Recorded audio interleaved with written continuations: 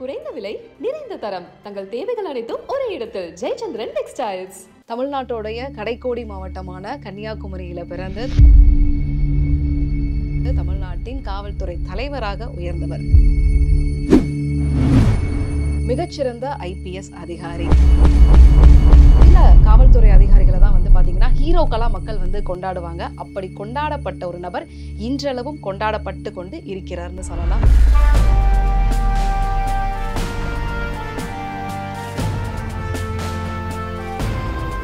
நான் இந்த மாதிரி நம்ம ஊர்ல போலீஸ் ஸ்டேஷன்ல நான் இன்ஸ்பெக்டரா வர போறேன் அப்படின்னு சொல்லியிருந்தேன்னு வச்சுக்கோங்க.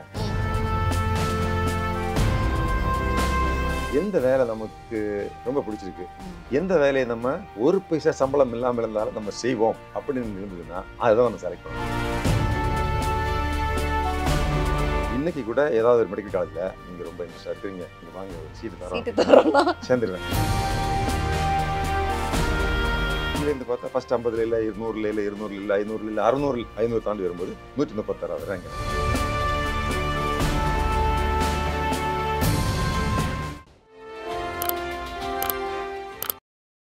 வாவ் தமிழா நேயர்களுக்கு வணக்கம். இன்னைக்கு நாம சந்திக்க இருக்கிற நபர் வாழ்க்கையில ரொம்ப யதார்த்தமா சில விஷயங்கள் நடக்கும்னு சொல்லுவாங்க. அப்படி ஒரு விஷயமா தான் இன்னைக்கு நடக்க போறதை நான் நினைக்கிறேன்.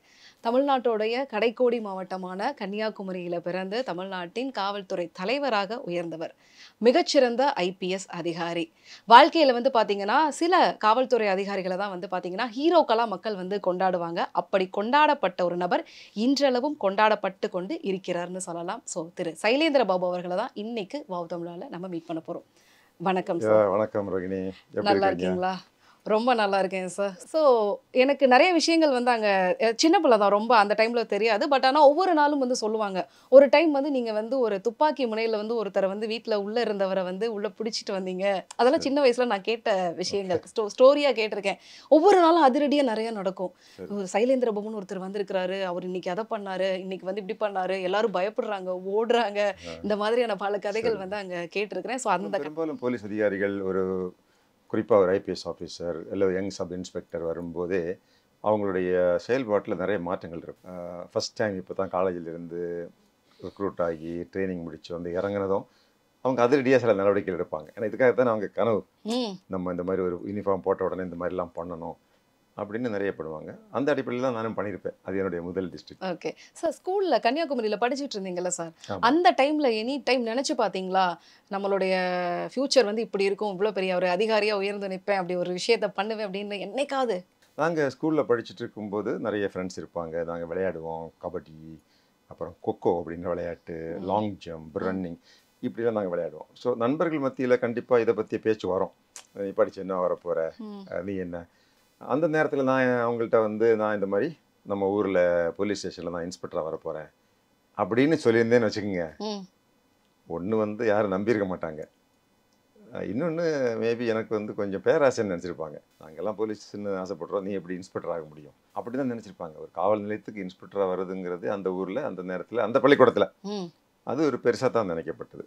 இது சப்போஸ் நமக்கு ஒரு 78ன்னு வச்சுக்கோமே, 2021 அது அதே காவல்துறையினுடைய தலைமை பொறுப்பு தான் வந்திருக்கிறேன் அப்படிங்கிறது அது எனக்கே ஒரு ஆச்சரியமாக தான் இருக்குது. ஸோ அன்னைக்குள்ள சூழ்நிலையில் நம்ம அப்படி இந்த மாதிரி பெரிய ஒரு பொறுப்புக்கு வருவோம் அப்படின்னு நம்ம நினச்சி பார்க்கலாம். சார் எம்பிபிஎஸ் படிக்கணும் அப்படிங்கிறது தான் பயங்கரமான இன்ட்ரெஸ்ட்டில் இருந்ததில்ல சார் உங்களுக்கு? அதாவதுங்க, நான் சின்ன வயதில் ஒன்றும் பெருசாக படிக்க மாட்டேன் ஆக்சுவலாக. பிறகு காலப்போக்கில் படிக்கணும்னு ஒரு ஆசை வந்தது. அதுக்கு சில ஆசிரியர்கள் முக்கிய பொறுப்பு பாராட்டுவாங்க, சில ஆசிரியர்கள்கிட்ட நல்ல பேர் வாங்கணும் அப்படிங்கிற ஆசை. அப்புறம் ஒரு என்சிசி ஆஃபீஸர் எனக்கு என்சிசி யூனிஃபார்ம் போட்டு விட்டார். ஸோ அந்த என்சிசியில் நான் ஒரு தனி மனிதனாக இருந்து 100 பேரில் ஒருத்தனாக இருந்து அந்த 100 பேருக்குமே தலைவர் ஆகிட்டேன். சார்ஜென்ட் ஆகிட்டேன். ஆமாம், சார்ஜென்ட். இன்னும் சொன்னால் கம்பெனி சார்ஜென்ட் மேஜர். கையில் அந்த வாட்ச் மாதிரி ஒன்று கொடுப்பாங்க, அசோக சக்கர் கொடுப்பாங்க. அது எல்லாருக்கும் கிடைக்காது, ஒரு மாவட்டத்தில் ஒரு ஆள் தான் கிடைக்கும். ஸோ எனக்கு அந்த என்சிசியில் ரொம்ப ஈடுபாடு. என்சிசி ஆசிரியர் ராமசுவாமி, அவரெல்லாம் ஒரு இன்ஸ்பிரேஷன். ஒரு பள்ளிக்கூடத்தில் பார்த்தீங்கன்னா ஆசிரியர்கள் வெறும் பாடம் நடத்துகிறவங்களாக மட்டும் கிடையாது, அவர்கள் தான் நமக்கு ஹீரோஸ், சினிமா ஹீரோக்கள் மாதிரி. அவங்க அன்னைக்கு அப்படி இருந்தாங்க. அப்படிப்பட்ட ஒரு நடவடிக்கை உள்ளவங்க தான். எங்கள் ராமசாமி சார்லாம் மேத்ஸ் கிளாஸ் எடுத்தாருன்னா அப்படியே கேட்டுட்டு இருக்கணும்னு தோணும்.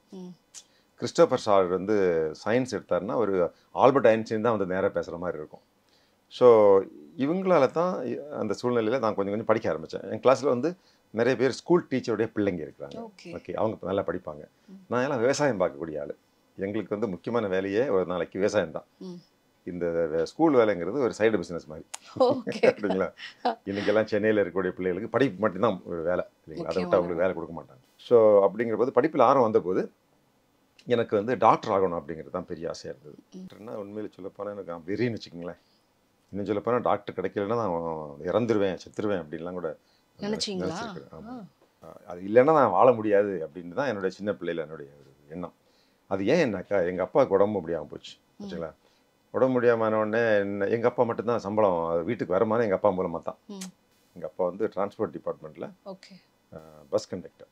அதுக்கு முன்னாடி இராணுவத்தில் சேலர், நேவி அங்கேருந்து நேவியில் வேலை பார்த்துட்டு செகண்ட் வேர்ல்டு பிறகு வந்துட்டார். ஓகேங்களா. அப்போ வந்து வேறு வேலை கிடைக்கலன்னு சொல்லி கேரளாவில் போய் எங்கள் அப்பா வந்து டிரான்ஸ்போர்ட் டிபார்ட்மெண்ட்டில் கண்டக்டராக சேர்ந்துட்டார். நான் பிறக்கும்போது எங்கள் அப்பா செக்கிங் இன்ஸ்பெக்டர், பதவி உயர்வு. Okay, promotion. ஸோ எங்கள் அப்பாவுக்கு வந்து உடம்பு முடியலன்னொடனே குடும்பம் வந்து அப்படியே ஸ்தம்பிச்சு போச்சு. ஸோ எங்கள் அம்மாவுக்கு வந்து 8 பிள்ளைகளை கவனிக்கணும், 6-7 மாடுகளை கவனிக்கணும், ஒரு 50 கோழிகளை கவனிக்கணும், விவசாயத்தை கவனிக்கணும். எங்கள் அம்மா ரொம்ப கஷ்டப்பட்டு சூழ்நிலையில் எங்கள் அப்பாவுக்கு வந்து என் கிராமங்களில் என்ன பண்ணுவாங்கன்னா, உடம்பு முடியலன்னா வைத்தியர்கிட்ட போயிடுவாங்க. வைத்தியர், நாட்டு வைத்தியர்கள். அவங்க எல்லாம் சரியாயிடும் அப்படி இப்படின்னு சொல்லி ஏதாவது கஷாயம், குழம்பு ஏதாவது கொடுப்பாங்க, பத்தியம்னு சொல்லிட்டு. ஆனால் எங்களுக்கு நாள் போக போக எங்கள் அப்பாவுக்கு மூச்சு விட முடியல. அப்போ யாரோ சொன்னாங்க, இந்த மாதிரி நாகர்கோயிலில் வந்து ஒரு பெரிய டாக்டர் இருக்காரு, டாக்டர் ஜெயசேகரன், அங்கே போனால் எல்லாம் சரியாயிடும் அப்படின்னா எங்கள் அம்மா வந்து எங்கள் அப்பாவை கூப்பிட்டு ஜெயசேகரன் ஆஸ்பத்திரிக்கு போயிட்டாங்க. போனவங்க வரவே இல்லை. ஸோ ஏன் வரலன்னா, நாங்கள்லாம் ஸ்கூலுக்கு போகிறோம், விவசாயம் பண்ணுவோம், அதெல்லாம் பண்ணிகிட்டு இருப்போம். அப்பா அம்மாவும் வீட்டிலே இல்லை. எங்கள் அக்கா எனக்கு என்னை விட ஒரு 10 வயசுக்கு அதிகம். அவங்க தான் வீட்டுக்கு அம்மா அப்போ. அவங்க பிஏ படிக்கணும், அவங்க விவசாயம் பண்ணணும், அவங்க வீட்டு வேலையை பார்க்கணும், 7 அவங்களோட சேர்த்து 8 பிள்ளைகளுக்கு சாப்பாடு போடணும். ஓகே, ஒரு பெண்மணி அந்த வயசில் காலேஜ் ஸ்டூடெண்ட். அது ஒரு காலேஜ் ஸ்டூடெண்ட் எங்கள் அக்கா விஜயகுமாரி. அவங்க இப்போ ஷீஸ் நோ மோர். இவங்க ஏன் வரலன்னா, அங்கே அட்மிட் பண்ணிட்டாங்க. அட்மிட் பண்ணிவிட்டு இன்னும் அடுத்த 2 நாளையில் சர்ஜரின்னா அவரை அதுக்கு பேர் ப்ளூரிசி அப்படிங்கிற நோய். லங்ஸில் வந்துங்க நீர் கட்டியிருக்கிறது, அதாவது fluid in the lungs. So இத்தனை பேர் பார்த்துமே, நாட்டு வைத்தியர்கள் பார்த்துமே யாருக்குமே இது என்னென்னு தெரியல. இவர் தான் பார்த்த உடனே கண்டுபிடிச்சார். கைராசியான டாக்டர்னு சொல்லுவாங்க நம்ம ஊரில், டயக்னோசிஸ். இன்றைக்கும் இந்த டாக்டர் பெரிய டாக்டர்னா, யார் வந்து நோயை கண்டுபிடிச்சிருக்காரோ, ஈஸியாக கண்டுபிடிக்கிறாரோ அவர் தான் பெரிய டாக்டர். ஆனால் இன்றைக்கி பெரிய டாக்டர் மிஷின் தான். மிஷின் தான் கண்டுபிடிச்சிடும். ஹார்ட்டில் ப்ராப்ளம் இருக்குது, லங்ஸில் பிரச்சனை இருக்குது, மூளையில் கிளாட் இருக்குங்கிறது மிஷினே கண்டுபிடிச்சிடும். ஸோ அவர் உடனே என்ன பண்ணிட்டாரு, ஆப்ரேஷன் ஆனோடனே மறுபடியும் ஒரு கிட்டத்தட்ட 1 மாதம் எங்கள் அப்பா வந்து ஆஸ்பத்திரியில் இருக்க வேண்டிய சூழ்நிலை போச்சுங்க. ஸோ நான் வந்து அப்போ ஒரு சிறுவன், நான் வந்து ஆஸ்பத்திரிக்கு போவேன். அப்போ ஆஸ்பத்திரிக்கு போகும்போது இந்த டாக்டர் ஜெயசேகரன், அவர் தான் அந்த நாகர்கோவில் ஜெயசேகரன் ஹாஸ்பிட்டலுடைய ஹெட். அவர் வந்து ஒரு கரிஸ்மேட்டிக் டாக்டர், ஒரு ஹீரோ, எங்கள் மாவட்டத்தில் பெரிய ஹீரோ. அவர் வந்து பேஷண்ட்டை நடத்தக்கூடிய விதம், நூற்றுக்கணக்கான பேஷண்ட்ஸ் வந்து குணமாகி போகிறது, அவர் அப்படியே அந்த வார்டில் நடந்து வருவார். வரும்போது அந்த நர்சஸ் அவங்க எல்லாம் கொடுக்குற மரியாதை, எங்கள் அப்பாட்ட அவர் நடந்து கொள்ளக்கூடிய விதம், இதை பார்க்கும்போது இவரை மாதிரி நமக்கு ஒரு டாக்டர் ஆகணும் அப்படின்றது தான் எனக்கு பெரிய ஒரு ஆம்பிஷன், எனக்கு என்னுடைய பெரிய ஒரு கனவாக இருந்தது. அப்போலேருந்து கொஞ்சம் படிக்கவும் நம்ம படிக்க ஆரம்பிச்சிட்டேன். இது ஆனால் வந்து அந்த கிராமத்தில் வந்துங்க அப்போல்லாம் வந்து பியூசி, அதாவது +2 மாதிரி வச்சுக்கோங்களேன். அதுதான் லாஸ்ட் பியூசி. அதுக்கு பிறகு +2ங்கிற ஸ்ட்ரீம் வருது. அந்த பியூசியில் நம்ம யாருன்னு அவங்களுக்கு தெரியாது பள்ளிக்கூடத்தில், அந்த காலேஜில். எனக்கு வந்து ப்ராக்டிக்கலே ஃபுல் மார்க் போடலைங்க. இப்போல்லாம் பார்த்தீங்கன்னா எல்லா பிள்ளைகளும் ப்ராக்டிக்கல் ஃபுல் மார்க் போட்டுருவாங்க, வாங்கிடுறாங்க கேட்டு. நான் நல்லா தான் பண்ணிட்டு இருந்தேன். யாரோ வந்து மாற்றி எழுதுங்கன்னு சொன்னாங்க. நான் ஏதோ என்ன எழுதுன்னு தெரியல எனக்கு, ஆனால் மார்க் போச்சு. அது ஒன்று. நான் வந்துங்க தியரியில் 150க்கு 148 மார்க் வாங்கினேன் பிசிக்ஸ். யூனிவர்சிட்டியிலே பெரிய மார்க். ஆனால் ப்ராக்டிக்கலாக மார்க் குறைஞ்சி போயிட்டு, அப்போ கூட எனக்கு மார்க் அதிகம் தாங்க. ஆனால் அப்போ என்ன பண்ணிட்டாங்க தெரியுங்களா, எம்பிபிஎஸ்னா இப்போ நீட் எக்ஸாம் மாதிரி எம்பிபிஎஸ்னா இன்டர்வியூன்னு வச்சுட்டாங்க. ஓகே, 200 மார்க் நீங்கள் ரிட்டன் எக்ஸாமினேஷன், 50 மார்க் இன்டர்வியூன்னு கொண்டு வந்துட்டாங்க. சரி, இப்போ நான் சென்னையில் இன்டர்வியூ போனேங்க. இன்டர்வியூவில் நான் என்ன சொன்னோன்னு தெரியாது, நான் கிராமத்துலேருந்து வந்திருக்கிறேன். ஸோ அவங்க மார்க் கம்மி பண்ணி எனக்கு மெடிசன்லாம் பண்ணி விட்டாங்க. பட் நான் அதோட நிறுத்தலை, இந்த எம்பிபிஎஸ் வாங்கி தான் தீரணும்னு சொல்லி அடுத்த என்னுடைய மார்க், என்னுடைய +2, அதாவது அந்த பியூசிங்கிற +2 திருப்பி எழுதினேன். ரெப்படிஷன், அக்ரி காலேஜில் படிச்சுட்டு ரெப்படிஷன் முயற்சியை பாருங்க பண்ணி மார்க் இன்னும் அதிகப்படுத்திட்டு ஜாஸ்தி பண்ணியாச்சு. இப்போ கவர்மெண்ட்ல என்ன ஆர்டர் போட்டாங்கன்னா, விவசாய கல்லூரியில் படிக்கிற மாணவர்கள் எம்பிபிஎஸ் படிக்க முடியாது, எலிஜிபிள் கிடையாது. ஏன்னா இதே ஆல்ரெடி ஒரு ப்ரொஃபஷனல் காலேஜ். நீங்கள் போயிட்டீங்கன்னா ஒரு சீட்டு போயிடும். தமிழ்நாட்டில் இருக்கிறதே ஒரு 200 சீட்டு தான். அப்படி ஒரு தடை போட்டாங்களா போக முடியல. 3வது வருஷம் தடையை உடைச்சிட்டாங்க எல்லாரும் போய். ம். அப்போ சரின்னு சொல்லி நம்மளும் போய் நானும் அப்ளை பண்ணி தடையை போட்டேன்னா, அந்த வருஷம் என்ன ஆர்டர் போட்டாங்க, பியூசி படித்தவங்களுக்கு மெடிசனே சேரக்கூடாது. என்ன சார் இன்னைக்கு இருக்க கஷ்டத்தோட உங்களுக்கு இருந்த கஷ்டம் பெருசா எவ்வளோ சொல்றப்ப. கஷ்டத்துக்கு மேலே கஷ்டம் இருக்குது. ஆமா, அதையும் இங்கிட்டு போனா தாண்டி. இங்கிட்டு லாக் ஆகுறாங்க, இப்படி போனா இப்படி. அப்புறம் கடைசி தான் 4வது வருஷம் அக்ரி படிக்கும்போது கூட ம். அதையும் லாக் எல்லாம் உடச்சி சேரலாம்னா, அப்போ கவர்மெண்ட் ஆர்டர் போட்டாங்க, பியூசி படித்தவங்களுக்கு லாஸ்ட் 1 சான்ஸ் ம். மெடிசன் வாங்குறதுக்கு. ம். ஒரு கண்டிஷன், மெடிசன் 1 வருஷம் எக்ஸ்ட்ரா படிக்கணும். ஓகே. ஏற்கனவே நான் அக்ரிகல்ச்சர் 4 வருஷம் படிச்சிட்டீங்க. படித்தேன், டிகிரி வாங்க போகிறேன். ஆ ஆ. இந்த நேரத்தில் மறுபடியும் எம்பிபிஎஸ் சேரணும்னா ம். 1 வருஷம் எக்ஸ்ட்ரா சேரணும். அப்போ கூட போயிடலான்னு சொல்லி நான் பஸ் ஸ்டாண்டுக்கு போனேன். தயாரா இருந்தீங்க. எஸ். அப்போ தான் அன்னைக்கு வீட்டிலேருந்து ஒரு லெட்டர் வந்து எங்கள் அப்பாட்ட இருந்து, ம். இந்த மாதிரி நம்ம வீடு நிலைமை சரியில்லை, ம். நீ அக்ரி படித்து அடுத்த வருஷம் வேலை கிடச்சிரும், ம். இதை விட்டு நீ மெடிசன் பண்ண அடுத்த இன்னும் 8 வருஷம் 9 வருஷத்துக்கு வேலை கிடைக்காது. படிக்கணும். அதை கூட நான் மீறி பஸ் ஸ்டாண்ட் வரைக்கும் போயிட்டேங்க. அப்படியா? ஆமாம். சரி சென்னைக்கு வந்து ட்ரெயின் ஏறிடலாம், கீழ்ப்பாக்கம் மெடிக்கல் காலேஜில் சேரலாம் ம். அப்படின்னு இருக்கும்போது மனதில் வந்து குழப்பம்னா புரியுது உங்களுக்கு, ஒரு ஆசிலேஷன் ஒரு இருந்துகிட்டே ஆசிலேஷன். ஒரு 20 வயசில் மெடிசனாக இதுவாக விட்டு போகலாமா போல்டாக போகலாமா. ஸோ அந்த நேரத்தில் மனது வந்து இல்லை வேண்டாம் நிறுத்திடலாம் அப்படின்னு சொல்லி வந்துட்டாங்க. ஸோ இதுதான் அந்த மெடிக்கல் கனவு எப்படி வந்து தகர்ந்து விட்டது அப்படின்னு. அப்படிங்கிறது. இன்றைக்கி கூட ஏதாவது ஒரு மெடிக்கல் காலேஜில் சைலேந்திர பாபு சார் உங்களுக்கு நீங்கள் ரொம்ப இன்ட்ரெஸ்டாக இருக்கிறீங்க, நீங்கள் வாங்க ஒரு சீட்டு தரோம்னா சேர்ந்துருவேன். ஆனால் நீட்டு ப்ரிப்பேர் பண்ணுவேன் சார்.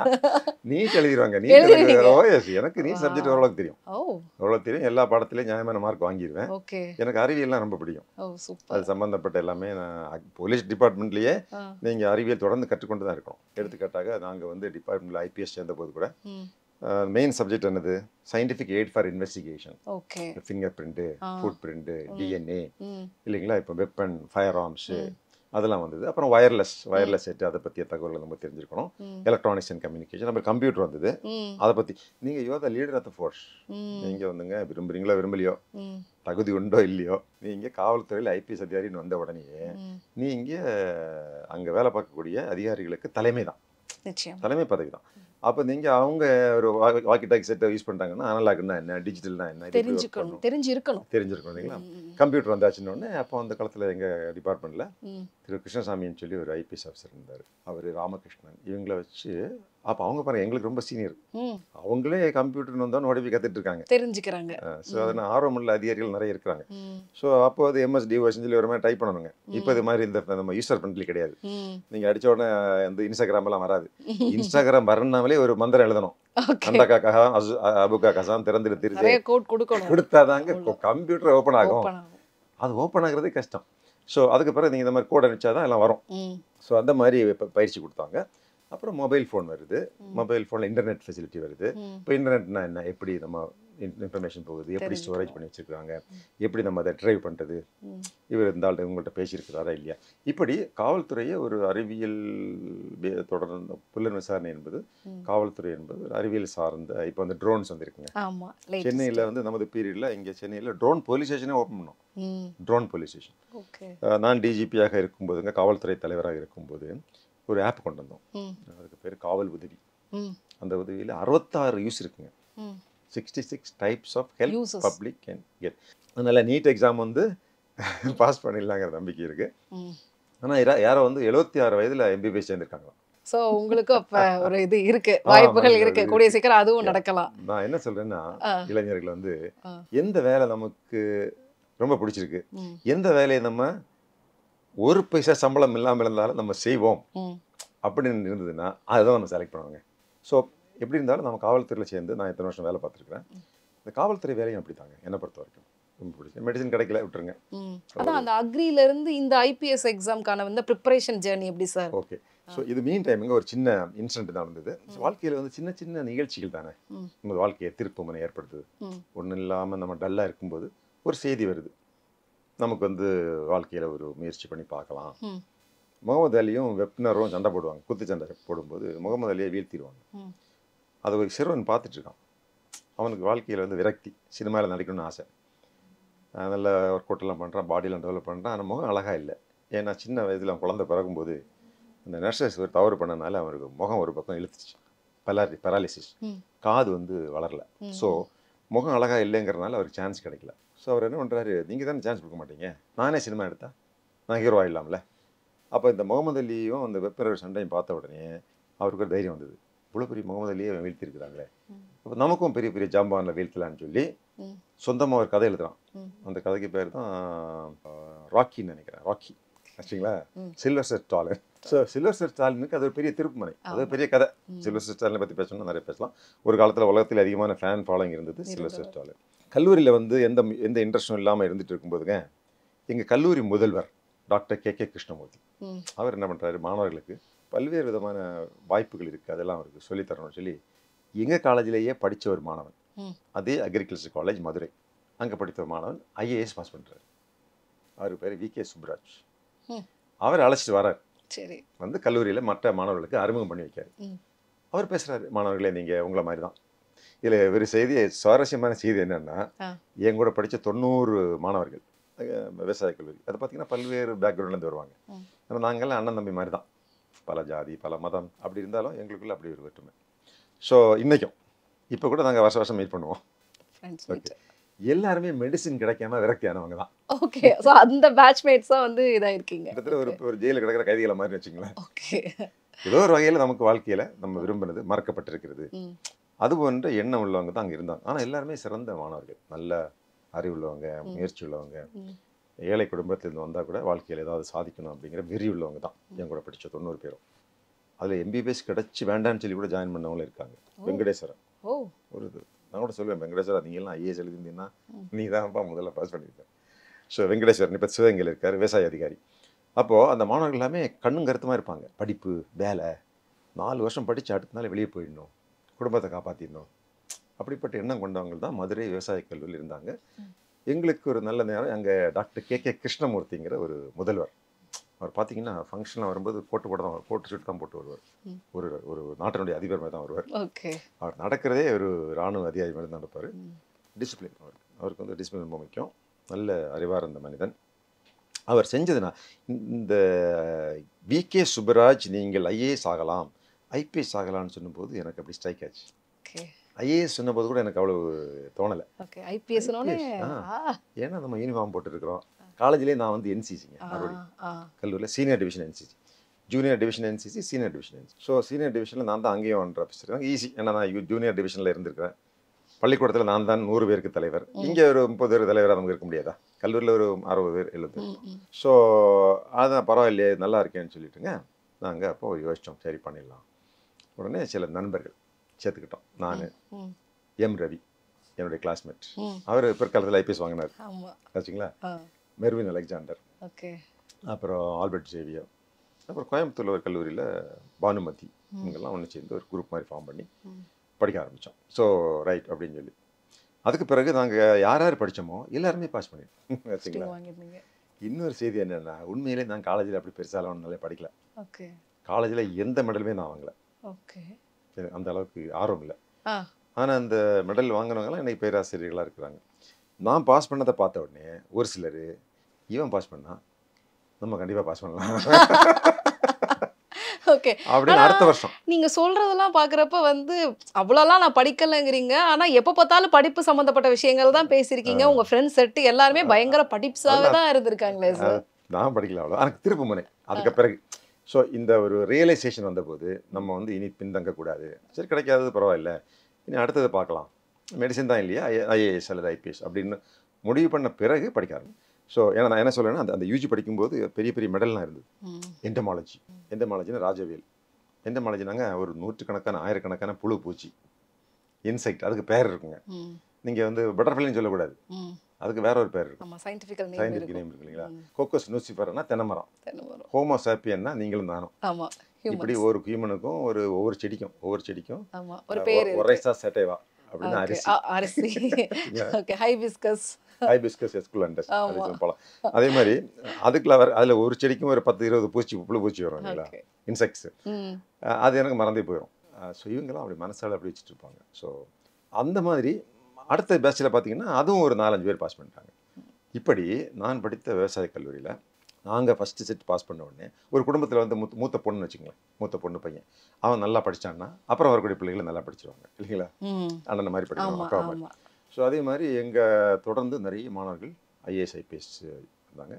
நான் வந்து ஆண்டுக்கு ஒரு முறை அந்த கல்லூரியில் போவேன், ஒரு மென்டாரிங், நல்ல வார்த்தை இல்லைங்களா, மென்டாரிங். நான் வந்து மதுரை விவசாய கல்லூரிக்கு ஒவ்வொரு ஆண்டும் போவேன். போய் மாணவர்களே இந்த மாதிரி நீங்கள் டைம் வேஸ்ட் பண்ணிடாதீங்க, நல்ல வாய்ப்புகள் இருக்குது, ஐஏஎஸ் பாஸ் பண்ணலாம், ஐபிஎஸ் பாஸ் பண்ணலாம். இன்றைக்கி அந்த காலேஜ்லேருந்து சுமார் 165 பேர் ஒரு காலேஜில் மட்டும் ஒரு காலேஜ் ஐஏஎஸ், ஐபிஎஸ், ஐஎஃப்எஸ் போன்ற பதவிகளுக்கு வந்திருக்காங்க. அதில் எடுத்துக்காட்டால் நம்ம திருமதி அமுதா மேடம். அமுதா வந்து ஃபைனல் இயர் படிக்கும்போது நான் அந்த காலேஜுக்கு போவேன், போய் விளையாட போவேன், பாஸ்கெட் பால். ஓகே. அமுதா விளையாட வருவாங்க. அப்போ அவங்க படிச்சுட்டு இருந்தாங்க, ஐஏஎஸ் கூட படிச்சுட்டு இருந்தாங்க. இன்றைக்கி ஹோம் செக்ரட்டரியாக இருந்தாங்க. நான் டிஜிபியாக இருக்கும்போதுங்க அவங்க ஹோம் செக்ரட்டரி, அதாவது காவல்துறையை ஹோம் செக்ரட்டரி தான் ரிப்போர்ட் பண்ணும் கவர்மெண்ட்டில். ஆச்சுங்களா? எனக்கு ரிட்டையர்ட் ஆகும்போது 30ஆம் தேதி ஜூன் மாதம் ஒரு விழா, அந்த பெரேடுக்கு பேர் ஃபேர்வெல் பெரேட். ஃபேர்வெல் அது ஹெச்ஓபிஎஃப் காவல்துறை தலைவர் அப்படின்னா ஒரு ஸ்பெஷல் பெரேட் கொடுப்பாங்க. அந்த பெரேடில் வந்துங்க பொதுவாக காவல்துறை சம்மந்தப்பட்ட நிகழ்ச்சிகள் தான் அது. இது ஒரு இன்ஹவுஸ் ப்ரோக்ராம். அப்புறம் வந்து காரில் வந்து கயிறு கட்டி இழுத்துட்டு போவாங்க. ஓகே. அந்த விழாவில் வந்து அவங்க எல்லாரும் வந்தாங்க. அவங்களுக்கு பொதுவாக அவங்க அழைப்பு கிடையாது. சார் வந்து ஃபேர்வெல் பண்ணியிருக்காரு. கிட்டத்தட்ட அவங்க என்னுடைய மாணவி மாதிரி. ஸோ தொடர்ந்து இந்த கல்லூரியில் நம்ம வந்து போய் இது பண்ணிட்டுருக்கோம். ஸோ அடுத்த நெக்ஸ்ட் ஜெனரேஷனுக்கு நம்ம அது போன்ற ஒரு நமக்கு ஒரு சீனியர் நமக்கு வழிகாட்டியிருக்காரு இல்லைங்களா? நீங்கள் வந்து நிறைய பேருக்கு வழிகாட்டணும். அப்புறம் செந்தில் பாண்டியன் சொல்லிட்டு கொஞ்ச நாளைக்கு முன்னாடி சென்னையில் பாஸ்போர்ட் அதிகாரியாக இருந்தார். செந்தில் பாண்டியன். ஓகே. அவர் வந்து யூபி கேடர். அவர் இப்போ யுனைடெட் நேஷன்ஸ் இந்திய அரசாங்கத்தினுடைய சர்வதேச அமைப்பு இருக்கு இல்லைங்களா, யுனைடெட் நேஷன்ஸ் ஐக்கிய நாட்டு சபை, அங்கே இந்தியாவுடைய பிரதிநிதியாக இருக்கார். இதே மதுரை அக்ரிகல்ச்சர் காலேஜ். ஓகே. அப்புறம் இப்போ சமீபத்தில் ஒரிசாவில் ஒரு ஐஏஎஸ் அதிகாரி, அவர் அரசியல் ரீதியாக அரசியல் எல்லாம் கூட சேர்ந்து பாண்டியன். ஓகே. அவங்களுக்கு பாண்டியன் அவர் வந்து முதலமைச்சருக்கு ரொம்ப க்ளோஸாக இருந்து அப்புறம் பார்ட்டியில் ஜாயின் பண்ணி அப்புறம் இருந்தார். அவரு அந்த பாண்டியன் கூட மதுரை அக்ரிகல்ச்சர் காலேஜ். ஸோ அப்படிப்பட்ட ஒரு கல்லூரி அது. ஸோ அங்கேருந்து நம்ம இந்த ஐபிஎஸ் பயணம் என்பது அல்லது ஐபிஎஸ் கனவு என்பது அங்கே ஸ்டார்ட் ஆச்சு. ஸோ நீங்கள் கரெக்டாக ஐபிஎஸ் ரிசல்ட் வந்த டைமில் வந்து பார்த்தீங்கன்னா ஒரு பேங்கிங் ஸ்டாஃபாக வந்து நீங்கள் இருந்தீங்கல்ல. ஸோ அந்த ரிசல்ட் வந்த விஷயம் இதெல்லாம் வந்து எப்படி, அந்த மொமெண்ட் எப்படி சார் இருந்தது? ஓகே. அதாவதுங்க ஐபிஎஸ் அப்படின்ற கனவு வந்த பிறகு இனி நம்ம வந்து எம்எஸ்சி படிச்சிடலாம், வேலைக்கு போக வேண்டாம், எம்எஸ்சின்னா மேற்கொண்டு படிக்கலாம்.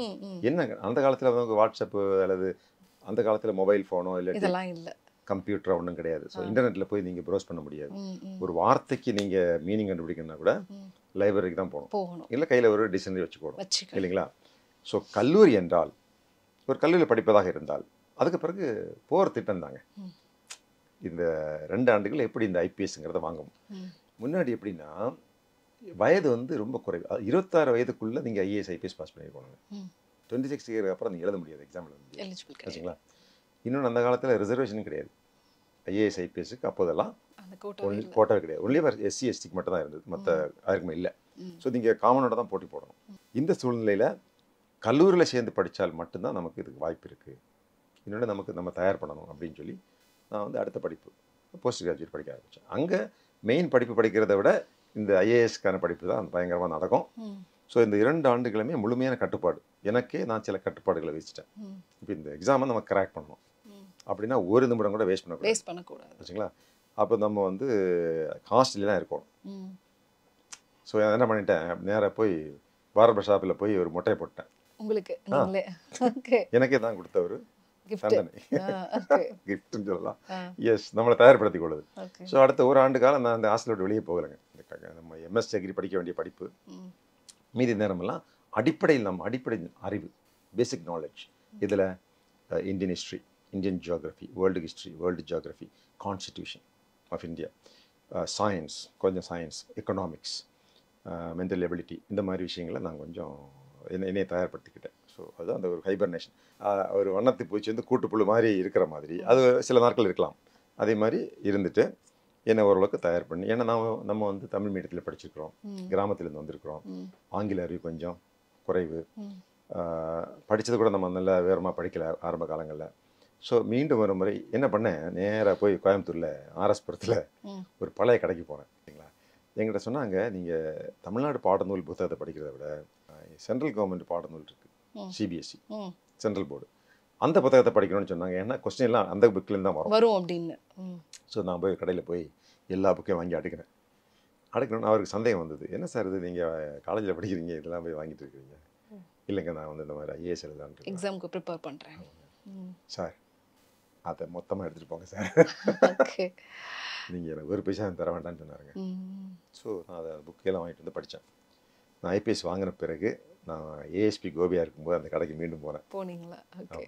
போய் அவருக்கு ஒரு செக் கொடுத்தேன். உங்களை ரெகனைஸ் பண்ணாரா அவரு? அவருக்கு புரியல. ஞாபகம். இந்த மாதிரி பல வருஷத்துக்கு முன்னாடி நீங்கள் புக் கொடுத்தீங்க அப்படின்னு சொன்னேன். ஸோ இந்த புக்ஸை வாங்கி நான் வந்து பேசிக்காக படிச்சுட்டுங்க.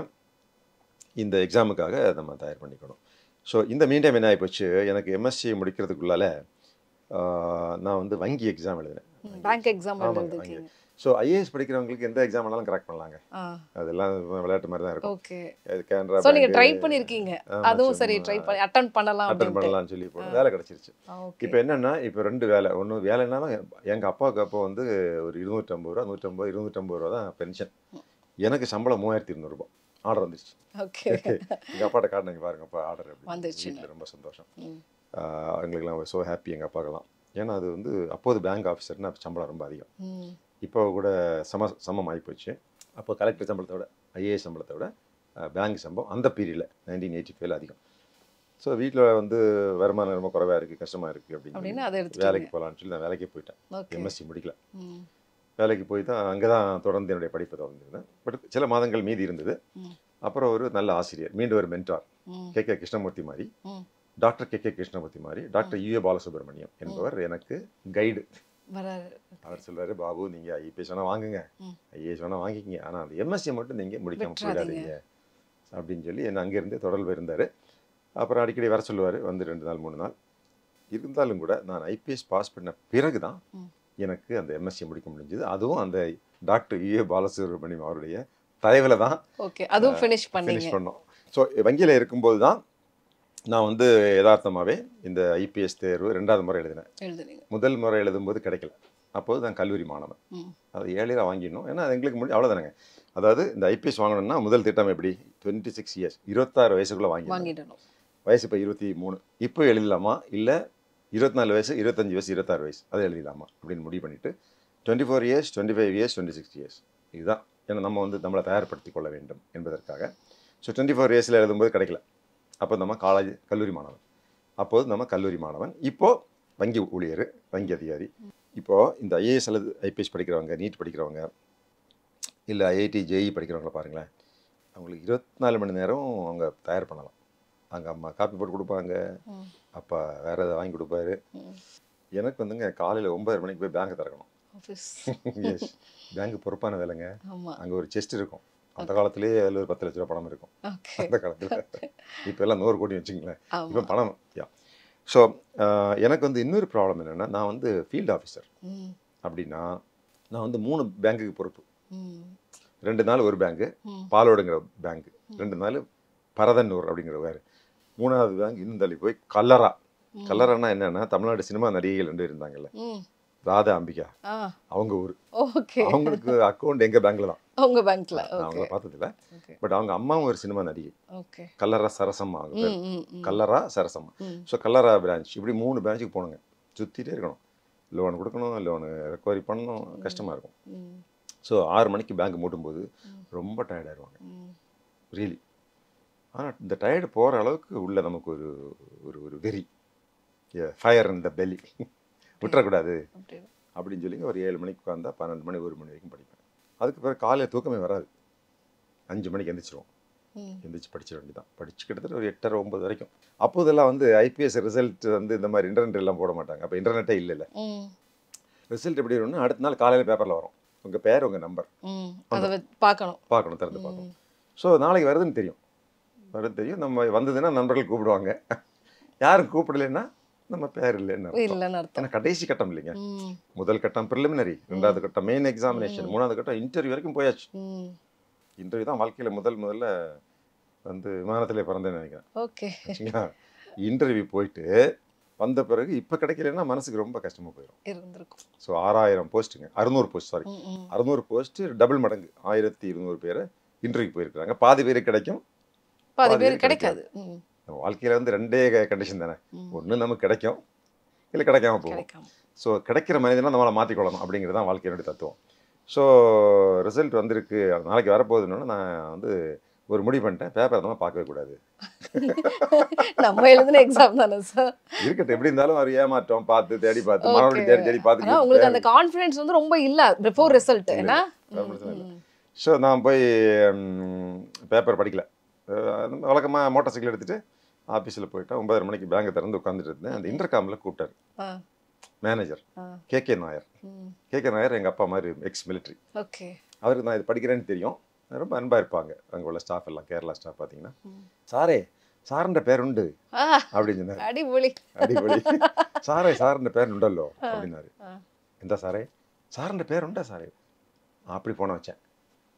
அப்படி நேராக வீட்டுக்கு திரும்பி போயிட்டேன். வீட்டில் இந்து பேப்பர் எப்பவுமே வாங்குவேன். போயிட்டுங்க கதவை பூட்டிட்டு கீழே இருந்து பார்த்தேன்.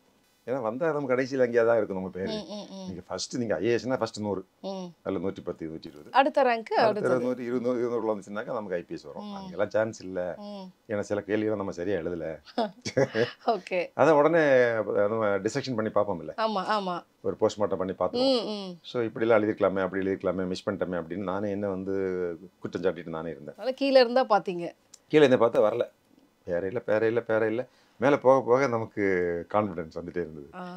கீழே இருந்து பார்த்தா ஃபர்ஸ்ட் 50 இல்லை, 100 இல்லை, 200 இல்லை, 500 இல்லை, 600 ஓகே செம்மையாருங்க. சாரி, 500 தாண்டி வரும்போது 136 ரேங்க் எனக்கு. 136 பெரிய rank. It's a big thing. ஆமா சார். ஒரு ஃபீலிங், ஓகே லைஃப்பில் நம்ம நினச்சது கிடைச்சாச்சு அப்படின்னு. It's a great joy. So அதுக்கு பிறகு தான் நான் வந்து முசோரியில ட்ரைனிங் வந்து போனீங்க. ஸோ அந்த ட்ரைனிங் வந்து எப்படி சார் இருக்கும்? எங்களுக்குலாம் அதை பற்றின ஒரு பேசிக் ஐடியா அப்படிங்கிற படங்களில் பார்த்துருக்கோம். ரொம்ப ரொம்ப கடுமையான ட்ரைனிங்லாம் கொடுப்பாங்க அப்படிங்கிற மாதிரிலாம் சொல்கிறாங்க. எப்படி இருக்கும்?